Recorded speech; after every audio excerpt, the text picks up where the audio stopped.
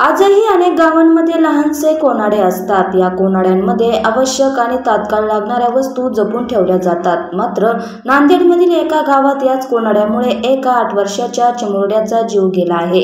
या घटनेमुळे गावभरातून हळहळ व्यक्त केली जात आहे। घरातील कोनाड्यात जपून ठेवलेले सोनकिडे आणि काजवे काढण्यासाठी गेलेल्या एका 8 वर्षीय चिमुरड्याचा मृत्यू झाला आहे।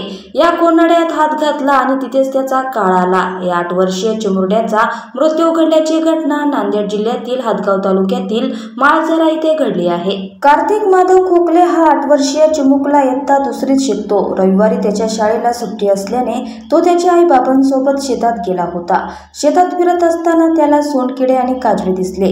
या काजव्यांच्या आणि सोनकिड्यांचे आकर्षण वाटल्याने त्याने हे सर्व सोनकिडे आणि काजवे एकत्र केले आणि खेळण्यासाठी घरी आणून नागपेटीच्या रिकाम्या डब्यात ठेवले। ही पेटी त्याने घरातील एका कोनाड्यात ठेवली। सोमवारी 23 सप्टेंबर रोजी तो शाळेत गेला। शाळा संपल्यानंतर संध्याकाळी घरी आल्यावर त्याने कोनाड्यात ठेवलेले सोनकिडे खेळण्यासाठी बाहेर काढण्याचा विचार केला।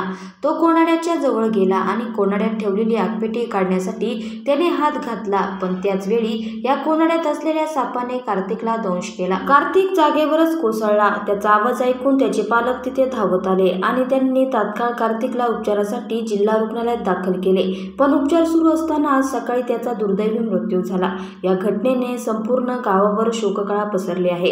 ही घटना नांदेड जिल्ह्यातील हदगाव तालुक्यात असलेल्या माळझरा या गावात घडली आहे।